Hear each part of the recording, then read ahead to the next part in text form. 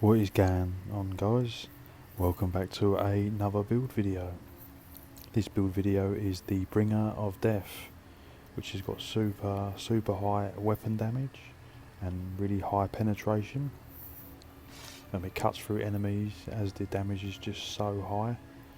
And I'll jump straight into the sets.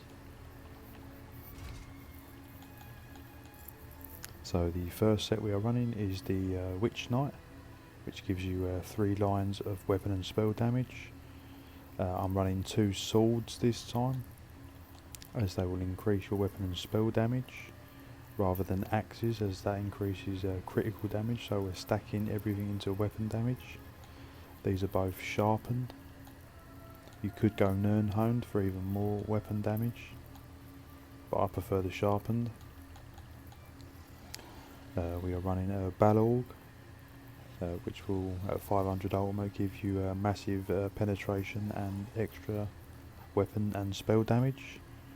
So we are running a light helmet. The next set is a Nyx Hound, which when you do a heavy attack will give you major courage. You also get 3 lines of weapon and spell damage. This is all a medium set. We're running a light Balorg Epaulets, and the rest is Nyx Hound. We've got a 1-piece Witch Knight boots, so it is 5 medium and 2 light. The necklace is Nyx Hound as well, infused weapon damage. Witch Knight ring, infused weapon damage, and the Oaken Soul, infused weapon damage. You want all divines if you can, and all max magicka. So let's jump into the skills. We're running Merciless Resolve, as this will stack your weapon and spell damage. This will stay with you, this buff, until you release the Spectral Arrow. So we're using the other morph, as this gives you it's stacking the spell damage and weapon damage for you up to 5 times. We've got Shrewd Offering for the heal, and the passive of Magicka Flood, which will give you extra Magicka, so you'll get a bigger stat bar for more damage. We've got Whirling Blades, which hits super hard. We've got Simmering Frenzy to stack more weapon and spell damage. And we've got, of course, the Shadowy Disguise to cloak. And we're running Flawless Dawnbreaker, as this will give you 300 extra weapon and spell damage. Quickly jump to the champion points. Running Master at Arms, Deadly Aim, Backstabber, and Untamed Aggression for extra weapon and spell damage. The red line.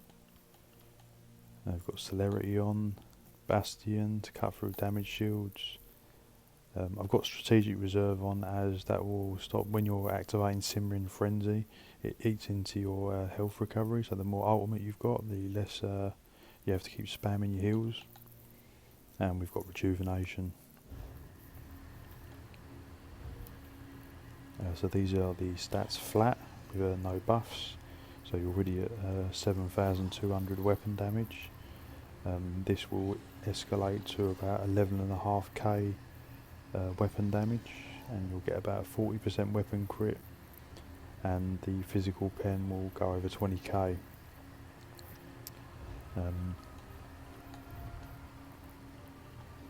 64 points all into Magicka. The critical damage is 42%, so it's nearly 100% with the 50% base. So even though we've stacked into weapon damage rather than critical damage as much, we've still got reasonable critical damage at nearly 100%. Running Bewitched Sugar Skulls. And the Munderstone is the Warrior. And we've got Vamp Stage 3.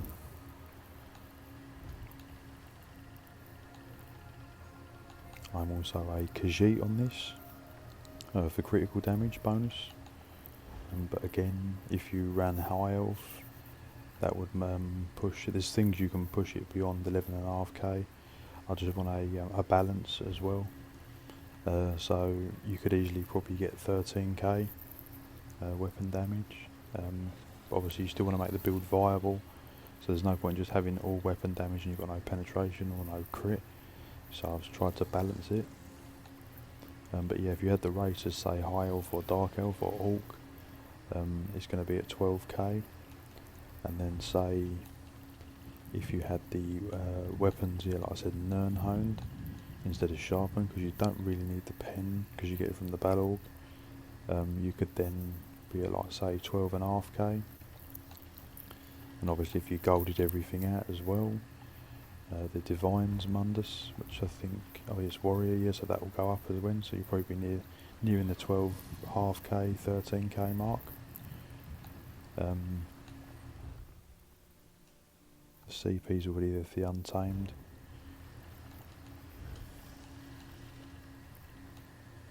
And you've got the weapon damage enchantment for a little bit more extra weapon damage.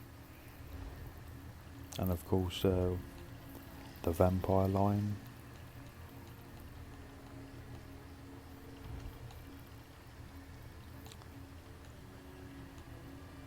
When you come out of stealth or sneak, you're going to get another 300, so all of this is stacking, and that is how you'll get into those levels with a full ultimate.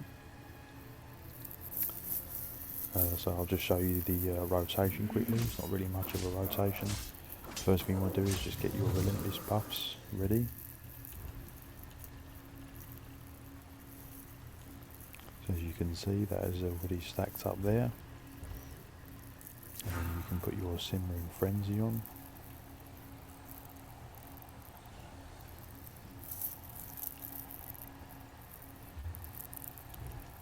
That's pushing us just over 8,000. Then of course you've got the coming out of stealth. It's going to push you to about 8.5. And then obviously the weapon damage enchantment on top of that.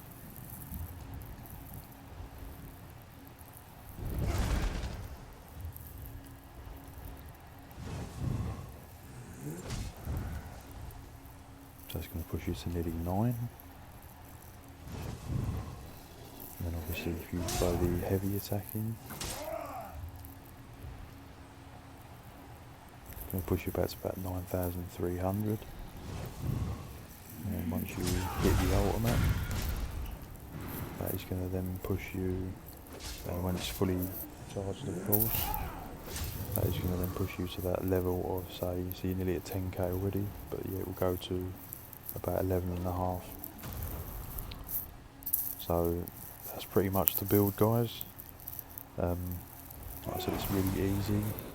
As I said, you just stack up the Relentless Focus and the Simmering Frenzy as a pre-buff, build your ultimate up, and then you just want to always be flanking your enemy and just stealth, come in with a heavy attack and then drop your ult, and then just spin the Whirling Blades, and you'll see that you will get crazy numbers. Just be careful with survivability of course, because the Simmering Frenzy will eat into your health, so you can just chuck a healing every so often. But like I said, the more ultimate you've got with the Strategic Reserve, you will be able to have more health recovery. So yeah, that's it guys, that's the build. Hope you enjoy this one. It's got plenty of damage, plenty of penetration, you should cut through people. Make sure you pick your targets and only attack when you know you think you're going to get the kill. But like I said, it's got the AoE damage because you're going to be coming in with a Dawnbreaker. You can take out multiple enemies with the Whirling Blades. So yeah, any more info you need, just message in the comments, and I'll see you in the next video.